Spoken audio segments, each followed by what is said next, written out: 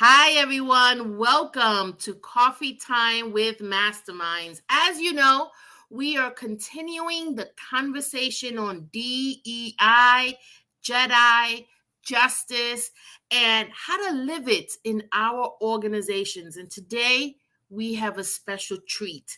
Some leaders are focusing on diversifying their respective organizations, and others are looking to diversify an entire field. Well, today we are going to meet Dr. Marcano, who is dedicating her life to diversifying the field of veterinary medicine. Join us. Hello, everybody, and welcome back to Coffee Time with Masterminds. My name is Peta Blakely, and I'm the founder and principal of Blakely Consulting. Welcome to Coffee Time with Masterminds. I am Cynthia Rojas, founder and principal of To Your Growth. Welcome to Coffee Time with Masterminds. I'm Rebecca Tuttle, founder and principal of Grant Right Now and Grant Writing for Good. Hi again, and welcome to Coffee Time with Masterminds, a 30-minute show for and with leaders of mission-based organizations. First, we want to welcome our viewers around the U.S. and all over the world. And if you are joining us this morning live, then we ask that you put your name and where you're from in the comments. And we also want to welcome our listeners in Australia as they listen to our show via podcasts. Well, today, earlier I said that we have a special treat. And can you imagine not only wanting to diversify an organization, but taking charge and diversifying a field? I can't wait to talk to Dr. Marcano. But first, let me introduce you to my co-host, Peta. Good morning. How are you? I'm great. How are you, Peta? Good. Yeah? Very good. Yeah. Well, we continue the conversation on diversity, equity, inclusion, justice, how to live it, how to implement it, how to be it, and what it means. The more we talk about this, the less we know. I know. Oh, I love that sentence. That is so true. That is so true. And if it's not hard enough to try to change it within a nonprofit organization, imagine changing an entire field. You know, it's obvious now that you put it that way that that's the goal. Right? Well, but yeah. I don't think we think about it that way, right? And I think you're right. When we're doing it on the day-to-day level. Yeah. Yes. And so let's bring on Dr. Marcano. Good morning. Hey. Hi, good morning. Thank you for having me. Yeah, Thank you very much for joining us today. We're so excited. We're on the show, right? We talk to leaders and with of nonprofit organizations, mission-based organizations, and it's been really interesting to talk about DE&I. And while this is not a new concept, justice is not a new concept, the intentional efforts that individuals are taking is relatively new. And so we wanted to talk to you, oh my God, about so many things, because we don't often think or talk about veterinary medicine, right? And so when we found you, you are dedicating your life to diversifying the field. And so I'm just interested off the bat. Tell us a little bit about your work and how you came about wanting to diversify the field. Yeah, absolutely. So I am a poultry veterinarian by training, and throughout my entire career, I've just noticed the more I've moved up closer to my career goals, the less people that look like me that I see in the field. I started in the Dominican Republic, where my mom is a veterinarian. And so growing up, I had veterinarians that looked like me and people around me who did. And so moving to New York City, then to upstate New York and going to undergrad, then going through vet school, going through a PhD, it's like every stage of the way, there were less and less people. I was very fortunate to have fantastic mentors that really pushed me to be the best that I could be.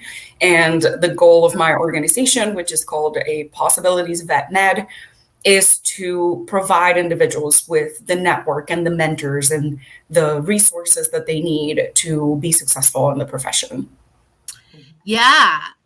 It's worth noting how white the field is in the United States, right? Yes, absolutely. It is often called one of the whitest professions. I know that's not quite true anymore, but it is still pretty high up there. It is. I've never met a vet who was not white. Yeah, so it is close to 90% white, with African American and Black veterinarians and technicians and assistants making up a very small percentage of the profession. So, for example, veterinarians who are Black and African American make up less than 2% of the field. Those that are Hispanic and Latino make less than 6%. And so it extends all throughout. If you think about like Asian and Asian Americans, Native Americans, it's a very small community of us, BIPOC individuals, and we're working to make it a better place for other individuals to want to come into. So we have a lot of other challenges, and so diversity and inclusion shouldn't add to those. Yeah, it's a challenging profession, and there is a very small number of veterinary schools in the U.S., which I think is part of the diversity issue. And yeah, I think it's interesting because when you ask, well, at least from my experience, when I've asked some kids, what do you want to be when you grow up? They'll say veterinarian, right? Especially those that love animals. And so it didn't occur to me until Peter and I had this whole conversation about diversity in the field that you're so right. I don't see many vets. I've not had a vet that looked like me. And yet, I do want to admit something. It is not something I've thought about. I think about it for my personal doctor. I think about it for my dentist, because that person is going into my mouth, right? I think about it for my surgeons, but I never thought about it for my vet. And so tell me why diversity is important. Yeah, so as I'm sure you know, the organizations that are more diverse and inclusive perform better, right? They advance better, their profits are better, they can accomplish more in less time with less meetings. And so I think the bottom line is truly that is a missed opportunity for advancement, for being able to provide services. Anything from how you speak to clients from different backgrounds, from different socioeconomic groups, the plans that you propose, right? So are you able to provide accessible care, right? Or are you looking at your top of the line? This is your most expensive sometimes and thorough option, and really discussing something that is going to be affordable for different individuals from different socioeconomic backgrounds. So having that cultural competency to provide accessible care to pets, to all animals, really. Because if you think about veterinary medicine, it's not just your companion animals, right? Dogs and cats. You have zoos and aquariums and wildlife. You have farm animals, so chickens and horses and cows. And so are we leaving opportunities and advancement? Are we not being as creative as we can be in our developments? And are we really culturally competent enough to work with the clientele within our area? So, and when you think about different religions, right? So are we providing plans for animals that are in accordance to religious beliefs of different groups? So there is a multifaceted issue. There are, so many different areas of it, but it really boils down to, are we providing accessible care that represents what the U.S. looks like? Mm-hmm. Wow. I know Peter and I were having this conversation a couple of weeks ago, and Peter, you had shared with me a reason why it would make sense. Oh yeah, I was saying that I had been watching a video, these really hypnotic videos on Instagram of a woman caring for her dog, and she's bathing the dog, and then she's a woman of color, a Black woman. When she's done bathing the dog, she just slathers it in lotion. And some of the comments are joking, like, of course, this is what a Black woman does to anything she loves, slathered in lotion. And I thought, I wonder if it's coconut oil. I mean, she goes out of her way to make sure that what she puts on her dog is non-toxic and edible to the dog. But I thought, does the other dog lick it off? Like, does this dog lick the coconut oil off itself? Would a Black vet, if this dog gets diarrhea from eating a whole lot of oil or something, would a Black vet catch that sooner than a white vet and think, like, obviously she really cares for this dog, so she's going to put something on its skin, right? Would she get yelled at? Would she get yelled at for putting coconut oil on her dog? I think she's very careful. I think everything she puts on her dog is dog edible, and she researches it carefully. But I thought, everything about how she's caring for this animal is cultural, right? There's so much. Animals can't talk to us, so we make assumptions about how they want to be cared for, right? And those assumptions are based on how we care for ourselves, and that's cultural. Yeah. And so tell us about your organization, because you also offer mentoring, which I'm really big on. It is part of leadership development that, in my opinion, does not get talked about enough. But tell me what some of the outcomes that you have had or impact because of the work that you're doing. Yeah, absolutely. So I have a number of mentees that I mentor myself, as well as a myriad of mentors that have mentored me throughout the years. And in discussing, with my husband, who's also in the sciences, although not a veterinarian, we talk a lot about the impact of those mentors, right? The mentors that we had a good connection with, the ones that we didn't have a good connection with, and how the leadership that we see really impacts the leaders that we become. And what are those traits that are important? So there are differences in having a mentor that is not compatible, right, with your personality or with your learning style, with your development style. And there's a difference between that and a mentor that maybe is more interested in you following their path versus following the path that you want to follow.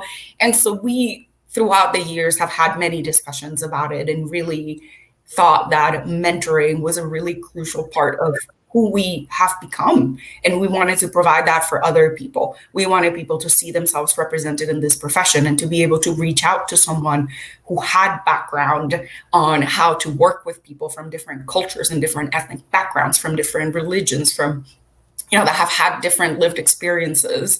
And so we landed on Possibilities Vet Med and launched our nonprofit officially about 3 years ago. And the nonprofit has a platform. Within this platform, everybody takes a mandatory training. It goes through the basics of mentorship, what a mentor is, what it isn't, what their responsibilities are, talks about different personality types and learning styles. It goes over basics of diversity, equity, and inclusion, things like biases and microaggressions. And then you get accepted onto the platform itself, which is almost like a social media platform. So on this platform, you can network with individuals that are, within your same age group or stage in their career. So you may be able to find different mentors and different mentees. And we wanted to make it in a way that people could find mentors and connections and be able to network with individuals from whatever demographics they felt was important to their professional development. So we have, we're focusing on diversity based on race and ethnicity, as well as gender and sexual orientation, disability status, as well as veteran status, socioeconomic background, second career. So we have religion. We have a really large myriad of demographics because we believe wholeheartedly in intersectionality and how each of your demographics affects who you are and how you see the world. And so we want individuals to be able to go in and say, okay, I want to find a mentor who is a woman, but is also a woman of color who maybe is also interested in poultry medicine like I am. Or maybe that doesn't matter as much to you, right? You may want to have one mentor where you can say, okay, how did they go through this professional path? And then you may want to have a mentor that has a similar disability to your own so that they can help you navigate that side of the veterinary space. And we're focusing on the entire team. So veterinarians, technicians, assistants, because there aren't a ton of resources out there. And a lot of the ones that are out there are focusing on veterinarians. And the rest of the team needs help too. Yeah, I love that. And so, oh, my question just left the window. Oh, Peter, help me. Do you have a question? I have tons of questions. I will ask some questions and then we will come back to you. Yes, it just left the window. Oh my God. Yeah. So you just talked about the expanded team, and I think this is an interesting thing in lots of industries that I see, particularly in healthcare, where the industry overall is more diverse, but the higher paid individuals are all white. Is that something that you see in veterinary medicine? Slightly, but it is still not there. So if I would say there's a 3 to 5% difference based on the statistic that like the Bureau of Labor Stats has published, which are a few years old now, but it does appear like it's like, I would say 1 to 2% better for each of the different racial and ethnic group. Yeah. But overall, the entire field is 85 to 90% white. And I mean, that's just looking at race and ethnicity, right? Like we're not even looking at numbers on individuals that may have different abilities or disabilities, the neurodiverse population, the LGBTQIA plus community. So there is a lot of information that we don't have. We don't know yet. Yeah. And where do you think the interest falls off, right? Like Cynthia said, all little kids want to be vets, right? But then you end up with a field that does not reflect that diversity. Do you think that they get discouraged, like in high school and college, when they understand the career pathway? I think it's multifactorial. So the first thing is that you have to be exposed to veterinary medicine, right? So does your community have a veterinarian? Does your family own a pet? Or did you grow up on a farm? Did you grow up aware of where your food comes from, right? So those are kind of those first steps of, do you know that there is a viable career out there for you within the field of veterinary medicine? And a lot of times we talk about like veterinarians, right? But again, with, technicians and assistants, hospital managers, even looking at all of the allied industry, there are tons of individuals with PhDs in different areas, right? So nutrition and immunology and virology, and they are animal doctors, just like veterinarians are. It's just a different kind of doctoral degree. And so when a child says, I want to be a veterinarian or I want to be an animal doctor, are we able to find a person that is within that field to show them that it is pardon my pun, a possibility, right? Do we know how to guide them? And it's not just to, the parent or the guardian, but like at school, do the teachers know how to guide them through the process of the grades and the applications and what they need to do to be able to apply? And then if they do, for veterinary medicine specifically, you need a lot of hours of experience. So if you are in a rural community and you have no public transportation and you can't bike to, say, meet a veterinarian and shadow them for a day or something like that, how are you able to get that experience? If you are an inner city individual, are you able to get exposure to all the other areas of veterinary medicine beyond like small animal clinical practice, right? Can you find a laboratory animal veterinarian, a food production or farm animal veterinarian? So it starts with that exposure, right? So is this a career that exists? Is this a career I'm interested in? Can I get my foot in the door? So there was a study that Merck Animal Health recently published on, I think it's the part 2 or part 3 from a couple of years ago, looking at the well-being of veterinarians. And what they found is that I think it was about half, so pardon me if that is not the exact statistic, but about half of veterinarians do not recommend this field to other individuals. And I think it's about, I think it was 1 in 10 or 1 in 5 say that they wouldn't do it again, right? So if you have somebody starry-eyed and like coming in because they want to be a veterinarian, half of those veterinarians are going to tell you not to do it. Why not? The debt. So the average debt of veterinarians is about $200,000. Oh, The process is very long, right? So you have to do the undergraduate and the veterinary degree, but you have to get your hours of experience. There are only about 36, I believe, like accredited US schools. And Yeah. there's like a couple in the Caribbean, some in the UK, one in Mexico. Wow. Are you able to get accepted to one of those? It's a very, very competitive program. And the AAVMC, the American Association of Veterinary Medical Colleges, has done acceptance studies looking at the application score. And they have found, I mean, students that have like community college credits and those that have more community college credits are less likely to be accepted, right? So those that had like more financial aid are less likely to be accepted. Like there's so many different factors. And again, it's not necessarily causation, but there's definitely a correlation between socioeconomic background, the hours that you have, the exposure that you have to the profession, and the mentors that you have that makes it less likely that you would be accepted. So pair that with the debt. We have higher rates of compassion fatigue, of burnout, of mental health and well-being challenges, so anxiety, depression, even the likelihood of like suicide is higher in veterinarians. It is not an easy profession to be in, and I think most of us do it because we feel like it's our calling, right? But we also see the challenges when we're out there, and how do you tell a young person to come into a profession that has all these challenges? So I'm not saying I agree with that, but there's so many different factors. Yeah. wow. And yet our animals need you. Like they are our family, whether it's a farm animal or a pet that's in the house that sleeps with you and you rock like a baby. I'm not talking about anybody I know, but Cynthia and I are both obviously dog people. yeah, yes.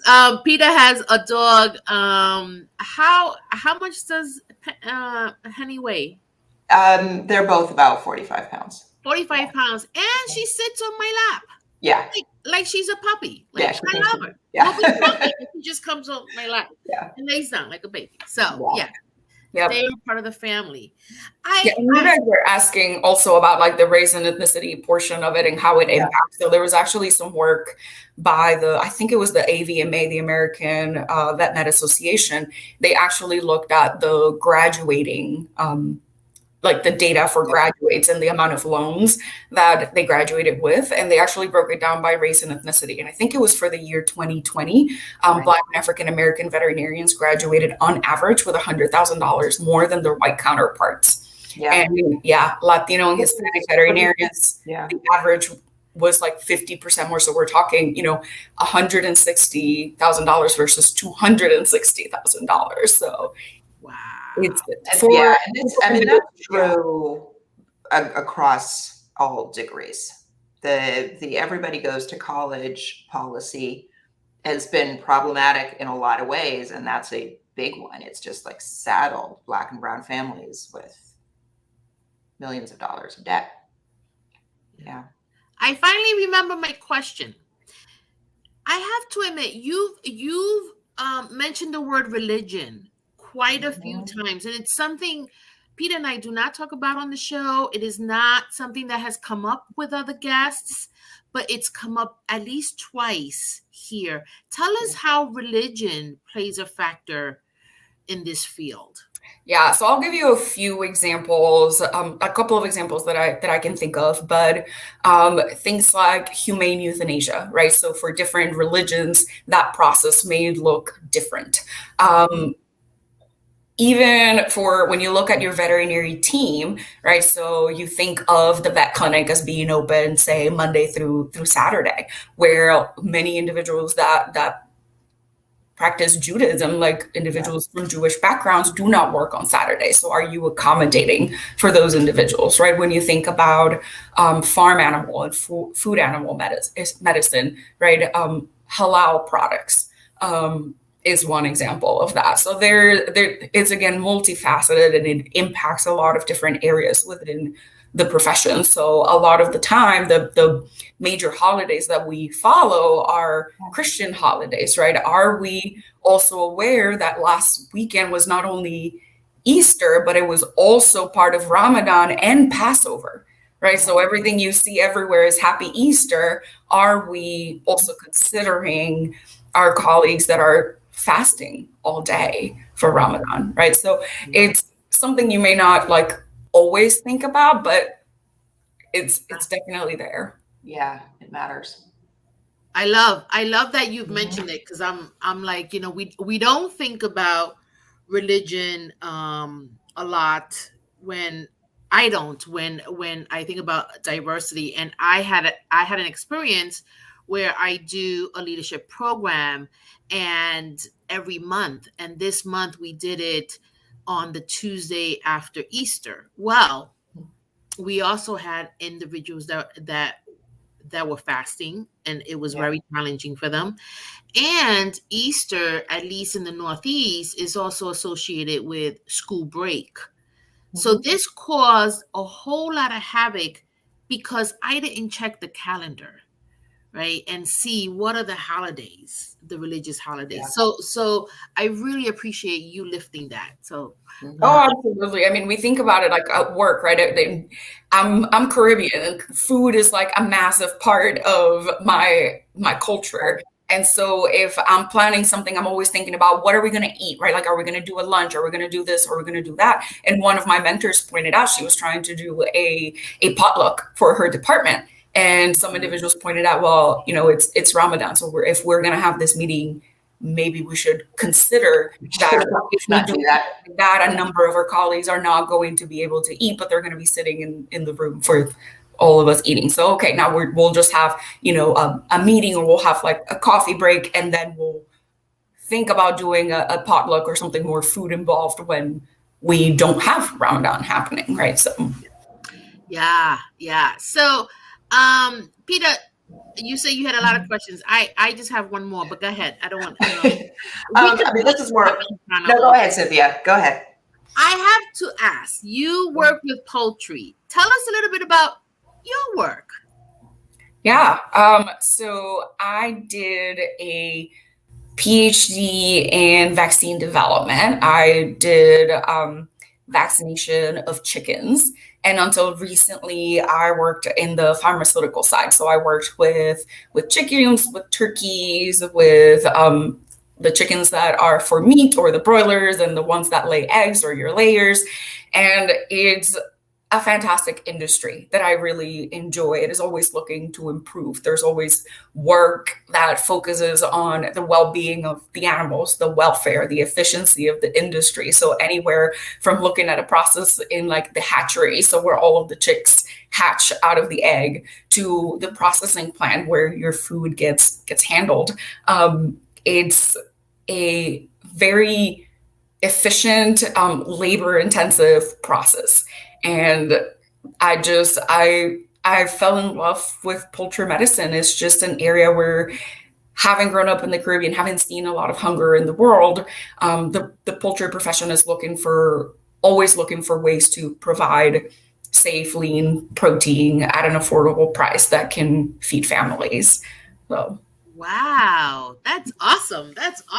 Look at I tell you, I could talk to you forever. There's so much interesting stuff here.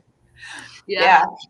I think my question was more of a comment, and it was about how the structure, like how Valerie was describing the correlation between socioeconomic status and standardized test scores, right? How alternative pathways to college, like community colleges, which I adore and think are one of the most important institutions in the United States, but that attending a community college would disadvantage you from going to veterinary school. All these various ways that the inequalities and the biases get baked into the system. The school doesn't have to do anything anymore to maintain a 90% white student body, right? It's baked in. So I think that's very interesting and important. Yeah. And I will say, like, for example, for the community college classes, it may not be that it may not be that schools are looking down at people who went to community college and less likely to accept them, right? But what are the factors that are associated with someone having gone to community college, right? Is that individual already from a lower socioeconomic background? Are they already less likely to have the mentors or the hours. Like, were they able Or to did they go to the community college because they didn't have great SAT scores and they needed a little bit of extra time? yeah, or because they needed to take care of a family member, or because they needed to work to provide for their families, right? The thing about veterinary medicine is we always think about volunteering first, right? So you kind of get your foot in the door, you shadow, you volunteer. But if you are coming from a lower socioeconomic background and you have to get a job, Yeah. you don't have the Which time is why all internships have to be paid. Yeah. That's another conversation. All right. And we have reached our 30-minute mark. But Dr. Marcano, I cannot tell you how much we appreciate having you on. I've learned so much. And Pete and I have been talking about you up until today. So we've been waiting for this episode. So thank you so much. And thank you for all that you're doing. It is so valuable, both for the chickens, but also for our future vets. So thank you. And we want to say thank you to our viewers and listeners, and we will see you next week. Thank you. Thank you.